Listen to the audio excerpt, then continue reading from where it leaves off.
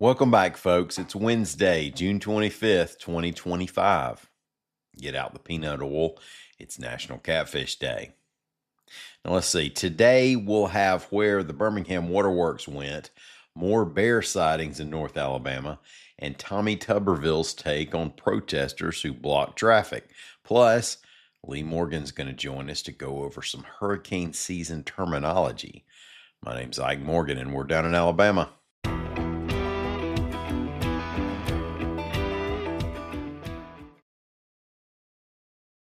Starting a business can seem like a daunting task, unless you have a partner like Shopify.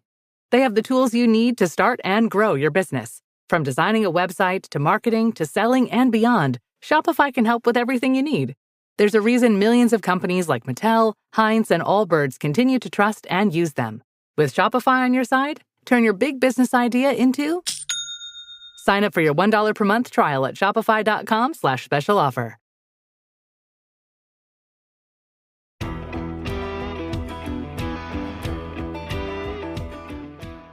Well, so long, Birmingham Waterworks. If you're a customer, you'll now be paying Central Alabama Water. The name change was passed by the board 5-2, with both board members from Birmingham voting against and all members from outside the city voting for the change, reports AL.com's Joseph D. Bryant. And it didn't sit well with Birmingham officials, said Councilwoman Carol Clark, quote, "I'm curious what the cost is going to be because you've got to rebrand every vehicle, every uniform, repaint every water tower, and for what? Birmingham is a city and a region, so it makes no sense," end quote. A new state law regionalized the Waterworks Board and took majority control away from the city of Birmingham. That's led to 5-2 splits on several issues, and not always happy 5-2 splits either, as the board navigated through some tense moments. Board Chairman Tommy Hudson began Tuesday's meeting by saying the board will follow bylaws that limit member comments to 2 per issue, mandating that all questions be directed toward him and prohibiting disparaging remarks.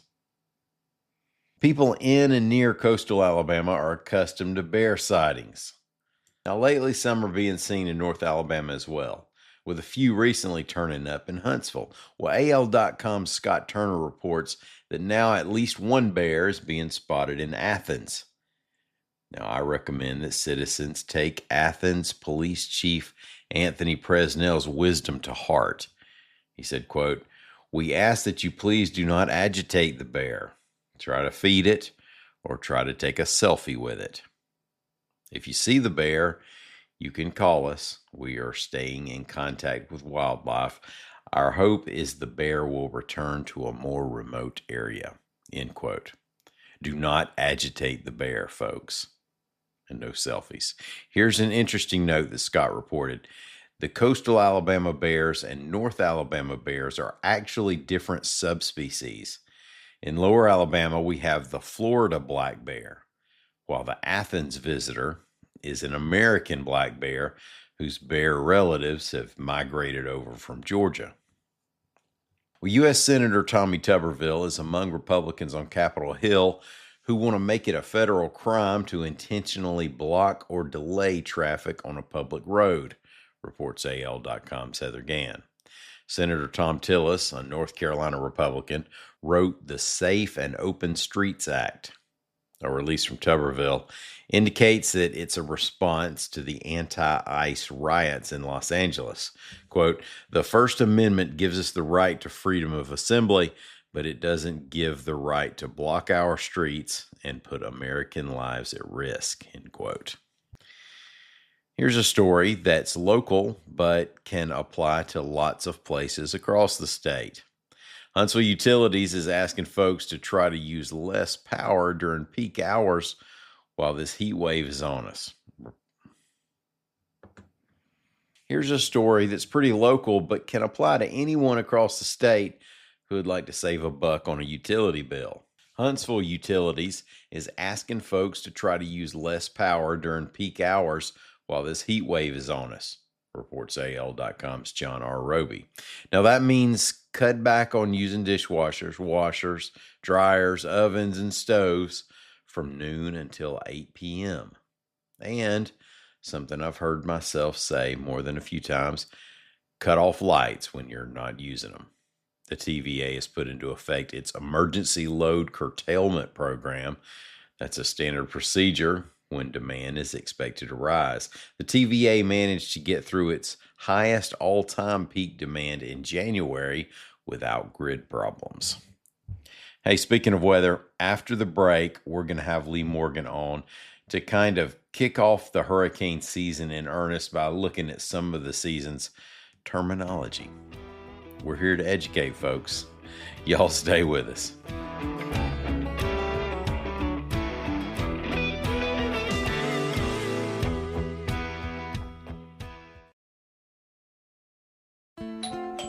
Grandpa's here! Hank's always helping out, Grandpa style. Now he's treating his prostate cancer with help from Xtandi enzalutamide. Xtandi 40 milligram tablets treats men with prostate cancer that has spread to other parts of the body and responds to a medical or surgical treatment to lower testosterone. Xtandi may cause serious side effects: seizure, a brain condition called PRES, allergic reactions, heart disease that can lead to death, falls and bone fractures, swallowing problems, or choking that can lead to death. Stop Xtandi and get medical help at once if your face, tongue, lip, or throat start swelling. Tell your doctor at once if you faint, have a seizure, quickly worsening headache, decreased alertness, confusion, vision problems, chest pain or discomfort, or shortness of breath. Xtandi can cause harm to an unborn baby or miscarriage. Use birth control during and 3 months after Xtandi. Common side effects include muscle and joint pain, feeling unusually tired, hot flashes, constipation, less appetite, diarrhea, high blood pressure, bleeding, falls, fractures, and headache. Talk to your doctor and visit Xtandi.com. This MLB season, FanDuel's Dinger Tuesday is back. And this year, all customers get a profit boost to bet home runs every week. So gear up to go yard all season long on FanDuel, America's #1 sportsbook. 21 plus and present in select states. Opt-in required. Bonus issued is non-withdrawable profit boost tokens. Restrictions apply, including any token expiration and max wager amount. See full terms at FanDuel.com/sportsbook. Gambling problem? Call 1-800-GAMBLER.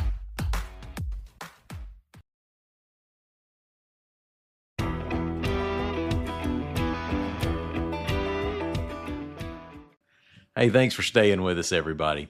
Yesterday, we finally actually started our hurricane season.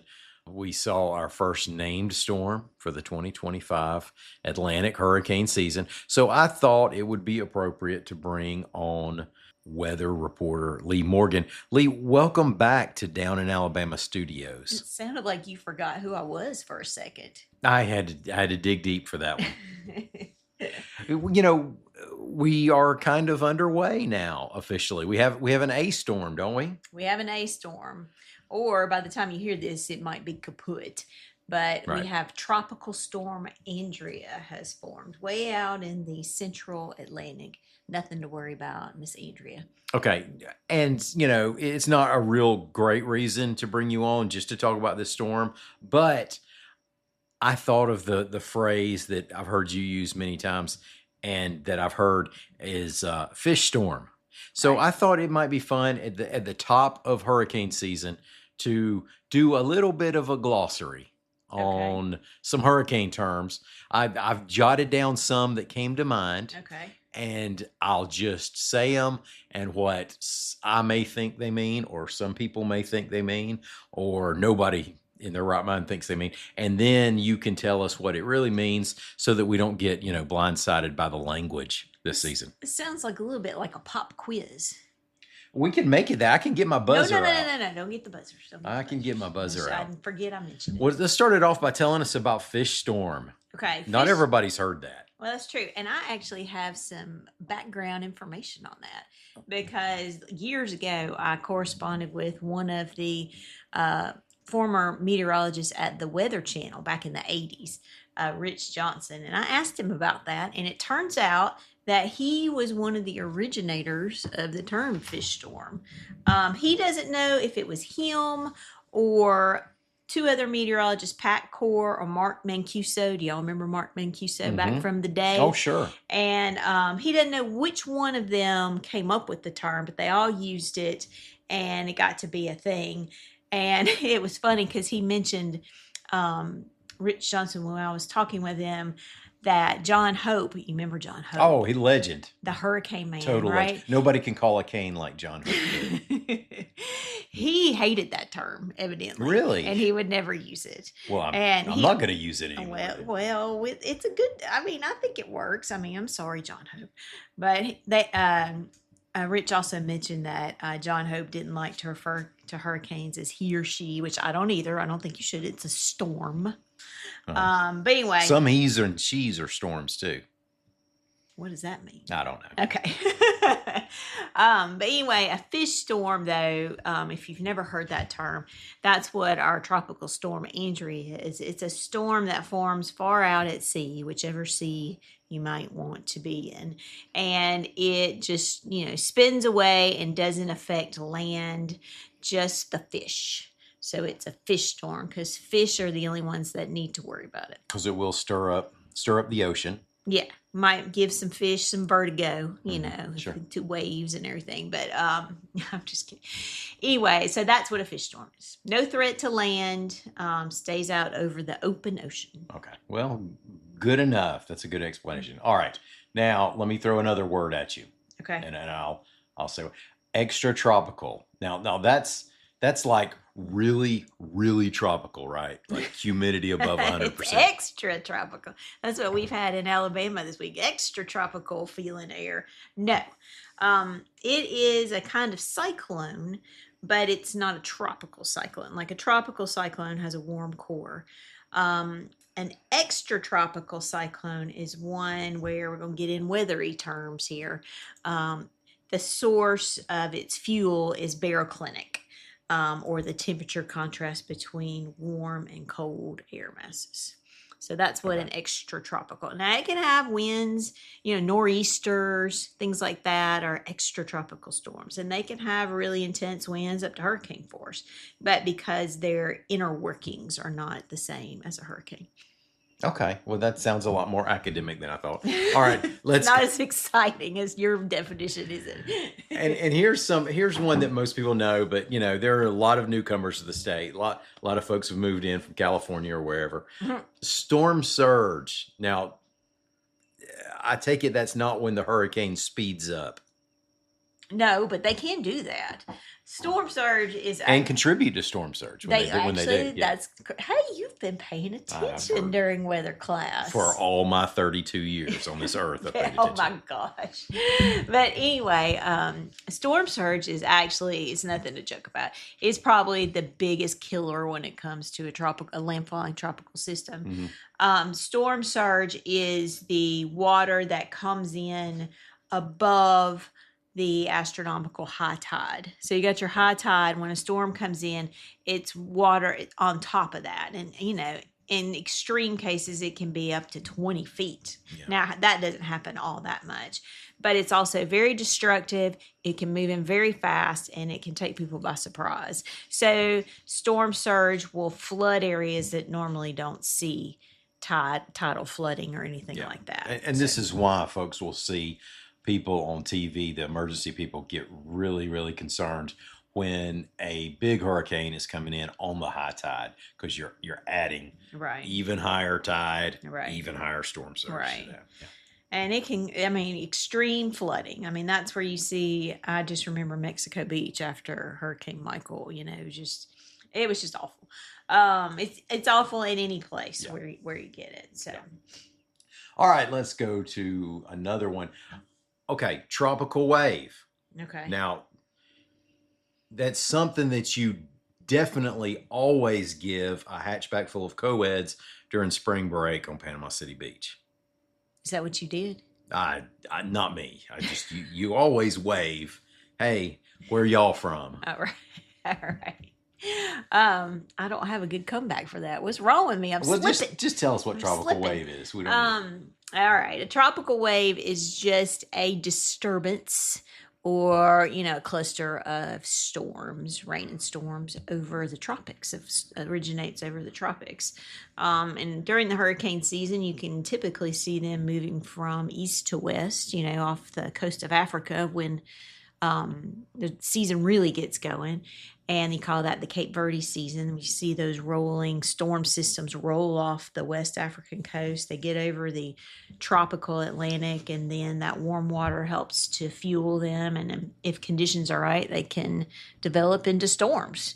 So, a tropical wave is the precursor to a tropical depression or storm. It is just an area of disorganized unpleasantness, storms, All right. but it's not organized enough to be considered a tropical they don't storm. even bother the fish too much. They can bother the fish, but they don't bother the fish in an organized fashion. Okay. All right. I got you. Well, let's move on to the next one. Cone of uncertainty.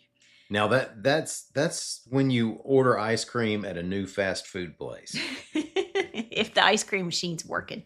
Right, It's right. uncertain if you'll get the cone. Oh, that's good point. The cone of uncertainty is called a lot of different things. I've heard it called the cone of death before. Wow. As they talk about But clickbait. I do not call it the cone of death, everybody. But yeah, cone of uncertainty refers to the tracker that the National Hurricane Center originates. So you've got a little dot that's the center of the tropical depression, storm, hurricane, whatever it might be. And then they draw out a track of where they think it's going to go, and around that track, so the track is like a little line, right, that they tell you don't pay attention to, right? And then you've got the cone around the line, which is the area, the error cone. So, the forecast is not, 100% accurate. They build in errors to it. And anywhere within the cone of uncertainty could see the center of the tropical storm. And that's where people get confused. It's the center of the storm is where the cone indicates where it could go, right? And so that can vary, by couple hundred miles in some cases. And don't forget, though, that's just the center of the storm. Some storms are really big, and the effects can be felt far from where that center comes ashore, Yeah, right? and we'll revisit that also to make sure we hammer that home. Okay. That it's not just around the eye or where the line is that gets the wind. Right. Not wrong enough. All right, landfall. Now Landfall. I know what landfall means. You know what landfall means. I think most people have an idea, but I wanted you to distinguish between landfall and when the hurricane force winds get here. Am I making sense? Yes. There's an official landfall There is an official landfall. because people will think, well, wind's been blowing for an hour now. We've had landfall, but that's not necessarily true. Right. I think the way they classify a storm, or the Hurricane Center does at least, as making landfall is when the center of the eye moves on shore. Okay. So when it crosses over on land, the center of the eye, not the northern eye wall or whatever, that's when, or the eastern eye wall, that's when they say it has made landfall officially. All right, and that nails down that whole point you made earlier about the cone of uncertainty is the Right. winds go out. The line may only have a 5% chance of getting to you, but the cone, the big winds, still could. All right, one last one I wanted to throw at you: frog strangler. Oh, come on. That's not a real term. That's a real term. That's not a real term. Is it in the NOAA glossary? No, I didn't think so. I've sent them a text to see if they'll respond to that. That's when it rains real hard. Yes. But I wouldn't think frogs would be strangled by hard rain. I mean, they love the water. Well, that's the point. There's so much of it, it even strangles a frog. I mean, they'd have to be sitting there looking up with their mouths open to Well, be strangled by rain. Sometimes Even frogs are a little smarter than that, wouldn't you say? Sometimes you get a lot of rain and not real smart frogs. Lee, thank you so much for coming on and doing this. Hey, there is good news that we had our first named storm on the 24th of June, which is 4 days late. We usually have our first name storm by June the 20th. I wouldn't maybe. have guessed that. I So- would have guessed June at all was a little early, but Yeah. no. Yeah. We usually get that A in there, don't And we? we get the A in there. That may be why we don't have a whole lot of famous A hurricanes. This is right? true. This is true. Remember, Andrew was late in the season. That was the second time around, right? Yeah, so that's the biggie, right? So the big A we think about. But yeah, that was a it big A. happened late. See, I almost said John Hope would have gotten mad Yeah. at me. Hey, Lee, thanks so much for doing this. No problem. Thanks everybody out there for bearing with us and listening to us. I hope you had a little bit of fun with the glossary, but we are going to be back here in the morning bright and early. Until then, y'all come by and see what we're doing anytime you want to on the World Wide Web at al.com.